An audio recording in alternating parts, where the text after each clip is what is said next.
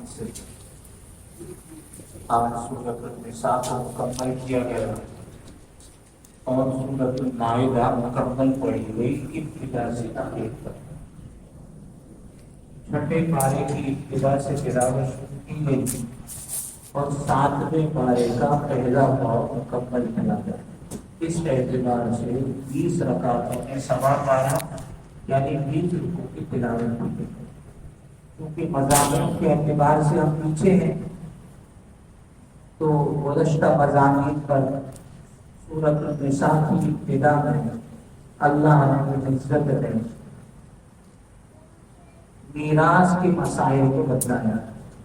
ان آیات کی تفسیر کو سمجھنے سے پہلے ہم تھوڑا پیچھے چلے جائیں۔ غزوہ بدر میں 14 صحابہ کرام شہید ہوئے۔ غزوہ احد میں 70 صحابہ کرام شہید ہوئے۔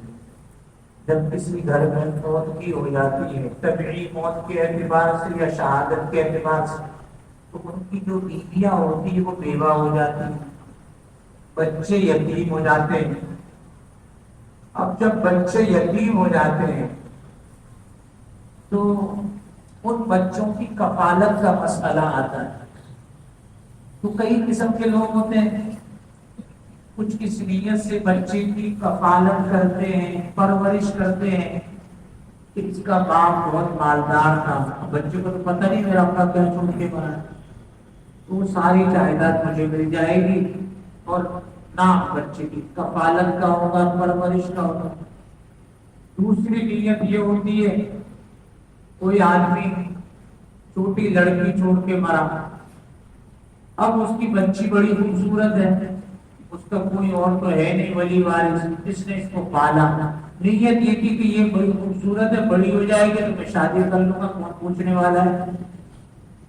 تیسری بات یہ تھی کہ جب کسی کا انتقال ہو جاتا ہے تو انتقال کے بعد اس کی جو وراثت تقسیم ہوتی ہے تو جو بڑے لوگ ہوتے ہیں، بڑا بھائی ہوتا ہے، چاچا ہوتا ہے، ماما ہوتا ہے، ننیال کی طرف سے یا ددیال کی طرف سے، تو وہ وراثت کو تقسیم کرتا ہے۔ لیکن وہ یہ سمجھتا ہے کہ میری 4 بہنیں، تو ایک بہن جہاں بیائی ہے، شادی ہوئی ہے، اس کا اپنا کاروبار ہے اور بڑے آسودہ ہے، بڑے اچھے حالات ہیں، اور دوسری جو بہن کی شادی ہوئی وہ جاب کرتا ہے، اس کے حالات ٹھیک نہیں ہیں۔ یہ جو آسودہ بہن ہے اس کو میں حصہ نہیں دیتا اور کمزور بہن کو اس کا حصہ دے دیتا ہوں۔ تیسرا مسئلہ یہ ہے۔ چوتھا یہ تھا کہ کچھ بھائی ہوتے ہیں، یہ ہمارے معاشرے کی باتیں میں عرض کر رہا ہوں، کچھ بھائی ہوتے ہیں وہ کہتے ہیں کہ 4 بہنیں تھی، چاروں بہنوں کو ابا جی نے جائیداد دی، یعنی جائیداد اس معنی کر کے ان کو جہیز کا سامان دیا، 2 لاکھ کا، 2.5 لاکھ کا، 5 لاکھ کا، تو وہ لیس ہونے چاہیے، وہ مائنس ہونے چاہیے، ان کا حصہ ان کو مل گیا، ہمیں تو جہیز نہیں ملا، ہماری جب شادی ہوئی تمہاری بیوی جہیز لے کر آئی ہے، لہذا ہم وہ پیسے کاٹیں۔ تو یہ مختلف قسم کی چیزیں جو معاشرے میں چلتی ہیں، اللہ رب العزت نے 2 لفظوں میں یوں کہا کہ لا تدرون ایھم اقرب لکم نفعا، تمہیں کسی چیز کا ہم نے پرائم منسٹر نہیں بنایا، جج نہیں بنایا، وراثت کی تقسیم ہم نے کی ہے تو ہم نے جیسے بتایا ہے کہ بچوں کو کیا ملے گا، بڑوں کو کیا ملے گا، بیوہ کو کیا ملے گا، بھائیوں کو بہنوں کو کب ملے گا، بھتیجوں کو کب ملے گا، نہیں ملے گا، معلوم ہوں گے، تو جب بھی اللہ نہ کرے کسی کی ہاں موت کی ہو جائے تو وہ اپنا مسئلہ وراثت کا بڑے کاغذ پہ لکھ کے کسی مفتی صاحب کے سامنے پیش کریں، لکھ کر پھر وہ آپ کو جواب دیں گے کس کو کیا کرنا ہے۔ عام طور پر چونکہ دین کی طرف توجہ رسپانس نہیں ہے، لوگ پہلے تو تقسیم ہی نہیں کرتے بھی ہے تو اپنے دماغ سے کرتے ہیں، کچھ کھا جاتے ہیں، کون پوچھنے والا ہے، تو شرعاً تقسیم کرنا چاہیے۔ جو کفالت کے نام پر کسی کا پیسہ حرام کر جاتے ہیں یا جناب وراثت کا حصہ نہیں دیتے تو کل جیسے عرض کیا تھا کہ وہ اپنے پیٹ میں انگارے داخل کرتے ہیں۔ پھر دوسری بات یہ بتلائی کہ شادی کرنے کا ہر آدمی کو شوق ہوتا ہے تو 2 شادیاں 3 شادیاں ضرور کرے، کیونکہ نبی شریف نے فرمایا کہ جس کی 2 بیویاں ہوں اور اس کا حق ادا نہ کرے اور ایک کی طرف زیادہ جھکاؤ ہو دوسری کی طرف نہ جائے، یا جو زیادہ وہ پاورفل ہو یا بدماش ہو اس سے زیادہ ڈرتا ہو اسی کے پاس جائے دوسری سے چھپتا پھرے، تو جناب اگر حقوق ادا نہیں کرے گا جاء یوم القیامت وشقہ مائل، حدیث شریف میں فرمایا جب وہ قیامت میں آئے گا تو اس کا ایک دھڑ فالس صدا، لوگ کہیں گے کیا بات ہے، کہ جیسے میرا پورا ایک حصہ بیوی کی طرف تھا دوسری بیوی کو میں پوچھتا ہی نہیں تھا تو اللہ نے مجھے یہ سزا دی، باقی 4 شادیاں ضرور کرے لیکن حقوق ادا کرے۔ پھر وراثت کے بعد اللہ رب العزت نے توبہ کا دروازہ بتلایا کہ توبہ اس شخص کی ہوتی ہے کہ جو غلطی کر لے اور کوئی گناہ اس سے صادر ہو جائے تو اس کے لیے توبہ ہو جاتی ہے۔ حدیث شریف میں فرمایا جب کوئی آدمی گناہ کرتا ہے تو اس کے دل میں ایک سیاہ نقطہ لگ جاتا ہے، پھر وہ توبہ کر لیتا ہے دھل جاتا ہے لیکن وہ توبہ نہیں کرتا تو وہ نقطے بڑھتے رہتے ہیں نقطہ سودا سودا سودا یہاں تک کہ اس کا پورا سینہ کالا ہو جاتا ہے، دل کالا ہو جاتا ہے۔ اور آپ نے آیت پڑھی کلا بل ران علی قلوبہم ما کانوا یکسبون، پھر کوئی نیکی کی بات کرو، قرآن کی بات کرو، حدیث کی بات کرو، اس کے اوپر زمین جنبت کا جنبت گل محمد کا جنبت اس پہ کوئی فرق نہیں پڑے۔ جیسے اس وقت کتنے لوگ ہیں جو مسجدوں سے دور ہے، روزے سے دور ہے، سمجھتے نہیں ہے نماز روزہ کیا چیز، ہمارے ساتھ اٹھتے ہیں بیٹھتے ہیں کھاتے ہیں پیتے ہیں آتے جاتے ہیں لیکن وہ کسی بات کو سمجھتے نہیں۔ دائیں طرف کی فیس 1 ہے، یہ فیس 2 ہے، آگے فیس 3 ہے، چاروں طرف دکانیں ہیں، مسلمان آتے ہیں، آگے کتنے سارے گھر ہیں، تو ایسا ہے یا غلط کیا ہوں بھائی؟ تو ان لوگوں کی فکر کرنی چاہیے، ان کو متوجہ کرنا چاہیے۔ جو آدمی کہتے ہیں توبہ کرتا ہوں اور اس کے موت کا وقت آ جاتا ہے اللہ ہماری حفاظت فرمائے، اللہ پھر توبہ کی حقیقت اس سے سلب کر دے، پھر وہ توبہ کے بغیر مر جاتا ہے۔ پھر جن عورتوں سے نکاح کرنا حرام ہے اللہ نے اس کی تفصیل بتائی کہ اپنی ماؤں کے ساتھ نکاح نہیں کر سکتے، حقیقی ماں ہو، رضائی ماں ہو، ابا جی نے دوسری شادی کی ہو تو وہ بھی ہماری ماں ہو گئی، تو اس اعتبار سے اخیابی ہو، اللہ کی ہو، حقیقی ہو، عینی ہو، یہ سب ماؤں کے نام ہیں رشتوں کے۔ اپنی بیٹیوں سے آدمی شادی نہیں کر سکتا اور اسی طریقے سے بہنوں سے نہیں کر سکتا، پھوپھیوں سے شادی نہیں کر سکتا، اپنی خالاؤں سے شادی نہیں کر سکتا، بھتیجیوں سے، بھانجیوں سے۔ اور جن عورتوں نے دودھ پلایا، جیسے کسی کی والدہ سبزی لینے چلی گئی بچے کو چھوڑ کے، گوشت لینے چلی گئی، اب چھوٹا بچہ تھا بہت بلند کے رو رہا ہے تو کسی عورت نے دیکھا اس کو دودھ پلا دیا تو اس کی کیا ہو گئی؟ رضائی ماں ہو گئی، اس سے بھی نکاح نہیں کر سکتا۔ تو ایک صحابی تھے بڑے جلیل القدر صحابی رضی اللہ تعالیٰ عنہ، ان کا نکاح ہوا ایک عورت سے، 6 مہینے یا سال گزرا ہوگا، بنت احاب نامی ایک کالے کلر کی باندھی آئی، عورت آئی، اور دونوں میاں بیوی کو دیکھ کے بڑی غصہ ہو گئی، حیران ہو گئی۔ انہوں نے کہا تم ہم پہ غصہ کیوں کرتی ہو؟ کہ تم دونوں کو تو میں نے دودھ پلایا ہے، تمہارا تو نکاح ہی نہیں ہوا، تم کیسے میاں بیوی بن کے رہے؟ اب یہ قصہ ہوا مکہ مکرمہ، آپ صلی اللہ علیہ وسلم ہجرت فرما کے مدینہ منورہ میں تھے، تو وہ صحابی وہ مدینہ منورہ تشریف تھے اور آپ صلی اللہ علیہ وسلم کے سامنے قصہ سارا بتلایا کہ اس نے تو عجیب بات کہہ دی، ہے تو پریشان۔ ہمارے یہاں کئی قسم میں 5 بچے ہو جاتے ہیں، پتہ چلتا ہے کہ اس کو کس دونوں کو دودھ پلایا، یہ تو بھائی بہن ہے۔ چنانچہ آپ علیہ السلام نے ساری بات توجہ سے سنی، اللہ کی طرف متوجہ ہوئے، حکم آیا کہ واقعی بنت احاب نے دونوں کو دودھ پلایا، لہذا دونوں کو الگ الگ ہونا پڑے گا اور یہ آپس میں میاں بیوی بن کے رہ نہیں سکتے۔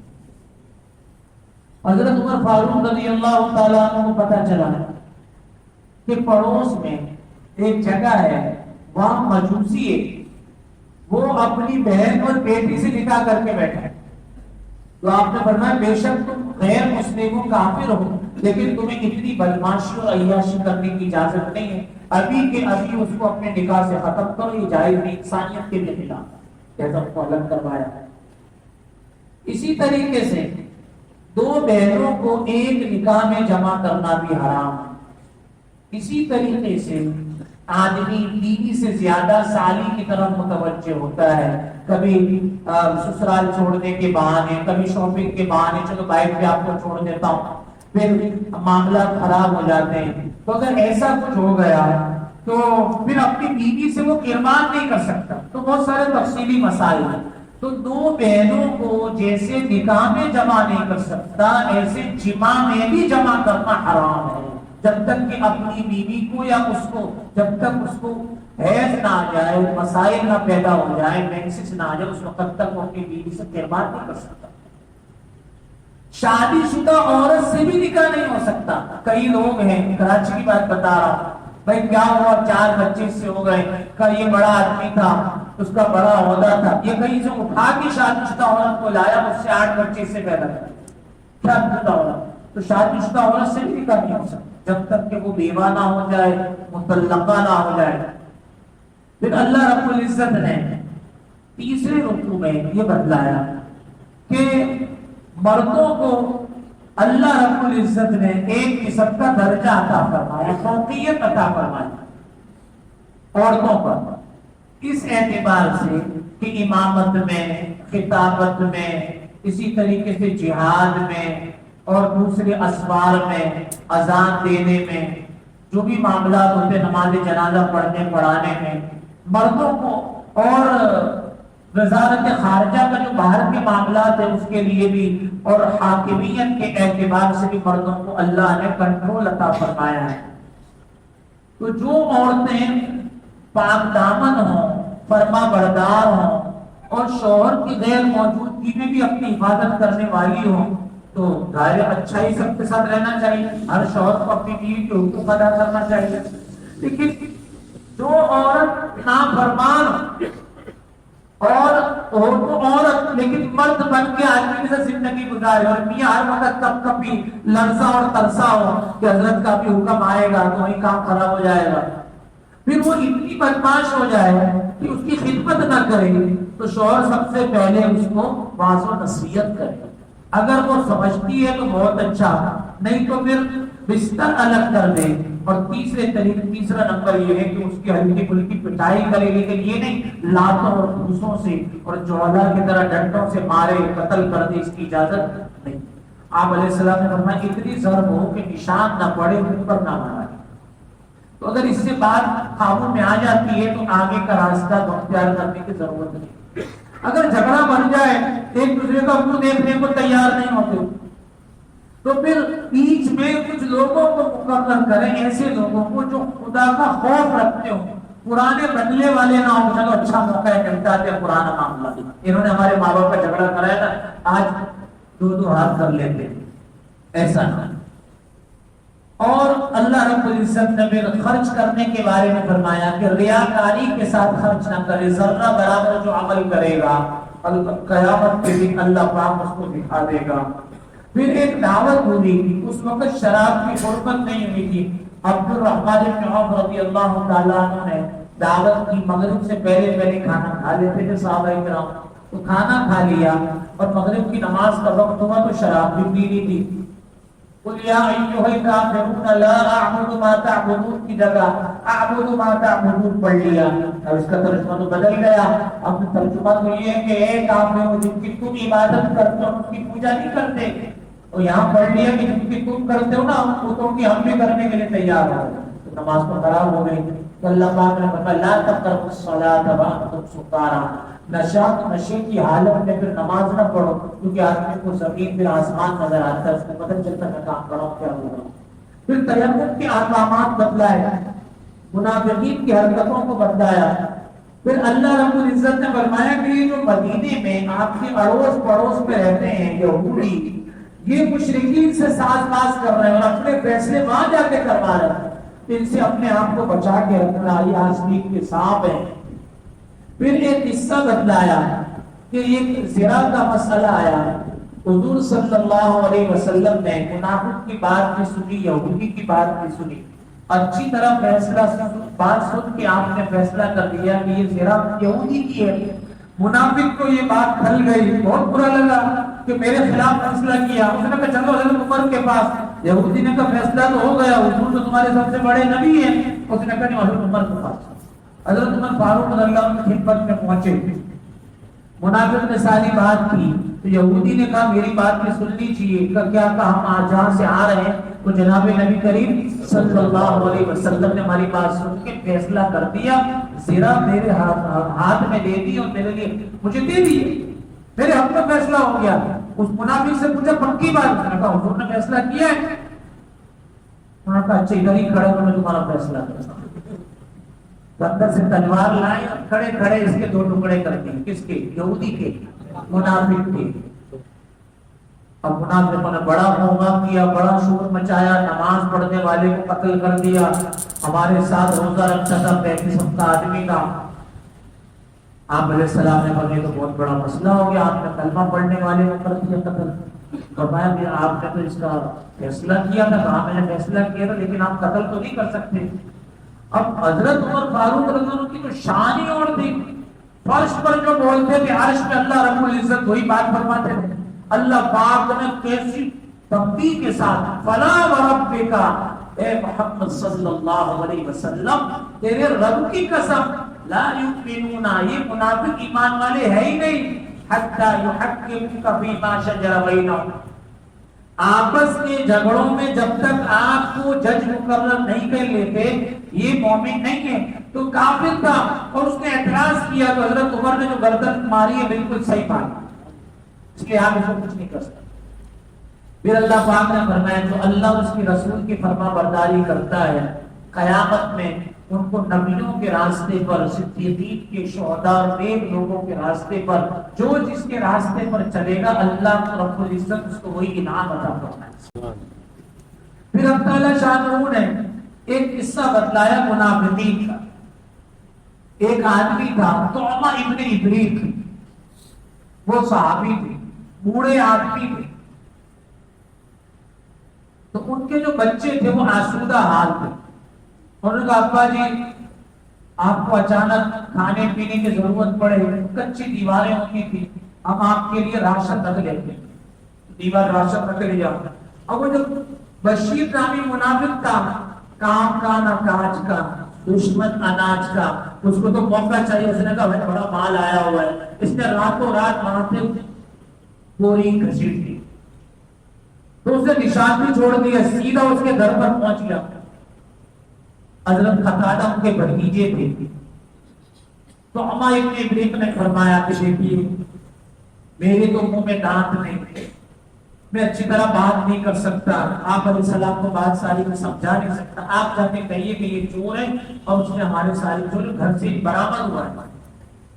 وہاں منافق کہنے لگے ہم تو نماز پڑھتے تھے, ہماری تو بڑی بدنامی ہوگی. جہاد میں بعض و نصیحت میں بھی آگے آگے ہوتے تھے, ہر جگہ جمعے کی نماز ہر جگہ آگے ہوتے تھے, لیکن اندر سے کافر تھے. اور یہ پورا خاندان بشیر کا جو تھا وہ منافق تھا, نماز پڑھتا تھا, سب کچھ کرتا, لیکن اندر کا کفر چھپا کے رکھا ہوا تھا اور کافروں کے لیے کام کرتے تھے. حضرت قتادہ نے جب بات ساری کر لی تو ان لوگوں نے تو رات کو پروگرام پڑھتی, چند زبان تھا, بہت چباؤ تھا, اس کو آگے کیا. اس نے کہا حضرت ساری بات ٹھیک ہے, آپ اس کو بتائیے, اس نے دعویٰ کیا مدعی ہے, موقع کا گواہ پیش کرے. اب گواہ تو کوئی نہیں. حضرت قتادہ کو آپ علیہ السلام نے بہت ڈانٹا تو آپ رونے لگ گئے, اور رو کے ابھی گھر پہنچے ہی تھے کہ اللہ رب العزت نے قرآن پاک کی آیت نازل فرمائی کہ فما لکم بالمنافقین فئتین, آپ کو کیوں ہو گیا کہ منافقین کے بارے میں آپ کے 2 گروہ ہو گئے. یہ تو پکے کافر ہیں اور یہ آستین کے سانپ ہیں, اپنے آپ کو ان سے بچا کے رکھنا.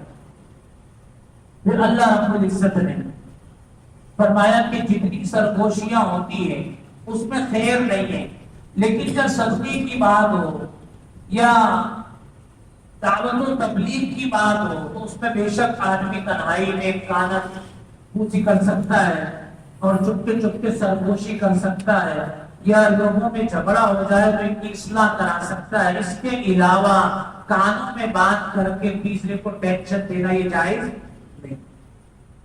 پھر اللہ رب العزت نے فرمایا کہ جو شرک کرتا ہے اور شرک کی حالت میں زندگی گزارتا ہے تو اللہ پاک کے ہاں اس کی کوئی معافی قبول نہیں ہے.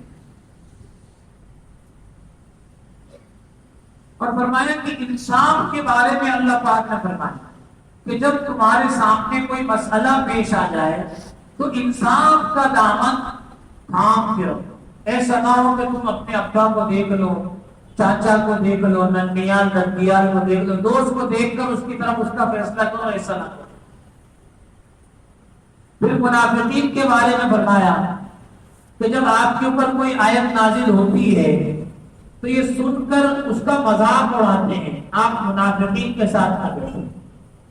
آج بھی ایسے مسلمان نام کے جو قرآن کی آیات, احادیث کا, روزے کا مذاق اڑاتے ہیں کہ روزہ وہ رکھے جس کے گھر میں کھانے کو نہ ہو. ہمیں ضرورت نہیں ہے نعوذ باللہ تماشا. تو جو بھی جس قسم کے لوگ ہیں علماء کے خلاف ان کی زبانیں تیز چلتی ہے, ان سے بھی اپنے آپ کو بچانے کی ضرورت ہے, کیونکہ آدمی کا ایمان خطرے میں پڑ جاتا. علماء اپنے گھر کی باتیں تو بتاتا نہیں, وہ تو اللہ رسول کا کیا سناتا ہے, میسج سناتا ہے, پیغام سناتا ہے, ترجمہ کر رہا ہے. اللہ پاک نے فرمایا ان اللہ جامع المنافقین والکافرین, اللہ کا وعدہ ہے منافقین اور کافرین سب کو اللہ جہنم میں اکٹھا کر دے.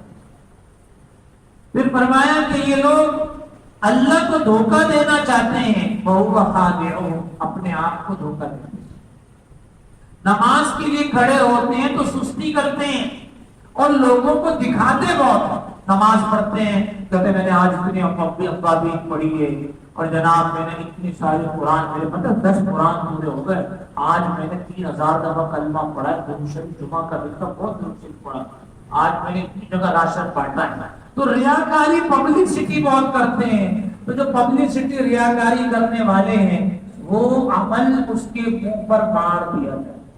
قیامت میں ایک منادی اعلان کرے گا, جس نے جو عمل جس کے لیے کیا ہے اس سے بدلہ لے لے, ہمارے پاس اس کے لیے کوئی بدلہ جزا نہیں. اس لیے امام احمد بن حنبل رحمۃ اللہ علیہ فرماتے ہیں مجھے ایک دعا علیہ السلام کی بڑی محبوب ہے, اللہم اجعل اعمالی خالصۃ لوجہک الکریم ولا تجعل فی حقا لغیرک. اے اللہ میرے جو بھی عمل ہے وہ میں آپ کی رضا کے لیے کرتا ہوں, اور اس میں اپنا نفس کا حصہ یا شیطان کا حصہ بالکل شامل نہیں کرتا. امام غزالی رحمت اللہ علیہ اس کی ذیل میں فرماتے ہیں کہ ہر عمل سے پہلے آدمی دیکھے کہ میں تائی عمل کیا ہے. میں درس دے رہا ہوں, کیوں دے رہا ہوں, میں خلاصہ مضامین تفسیر میں بیٹھا ہوں, میں کیوں بیٹھا ہوں, میں تراویح پڑھتا ہوں, کیوں پڑھ رہا ہوں, روزہ میں نے کیوں رکھا ہے. میں سب کو کہہ سکتا ہوں اپنی گیدرنگ میں, دوستوں میں, خاندان میں کہ میں نے سارے روزے رکھے, ساری تراویح پڑھی. نہیں, میں نے کس کے لیے رکھا ہے, اور آخر میں استغفار. پھر اللہ رب العزت نے فرمایا کہ ما یفعل اللہ بعذابکم ان شکرتم وآمنتم, اللہ کو کیا پڑی ہے تمہیں عذاب دینے کی, اگر ایمان اور شکر خداوندی بجا لاؤ گے تو اللہ رب العزت شاکرن علیما, بہت زیادہ قدردان ہے. انشاءاللہ مزید سورہ مائدہ کے مضامین کل عرض کی جائیں گے. اللہ رب العزت ہمیں عمل کی توفیق عطا فرمائے. الحمدللہ رب العالمین والصلاة والسلام على سيد الأنبياء والمرسلين. اللهم وفقنا لما تحب وترضى, اللهم استر عوراتنا وآمن روعاتنا واسترنا بسترك الجميل. اللهم إنا نجعلك في نحورهم ونعوذ بك من شرورهم. اللهم لا تشمت بنا عدوا ولا حاسدا. اللهم اشفنا واشف مرضانا ومرضى المسلمين. وصلى الله وسلم على سيدنا محمد وعلى آله وصحبه أجمعين برحمته.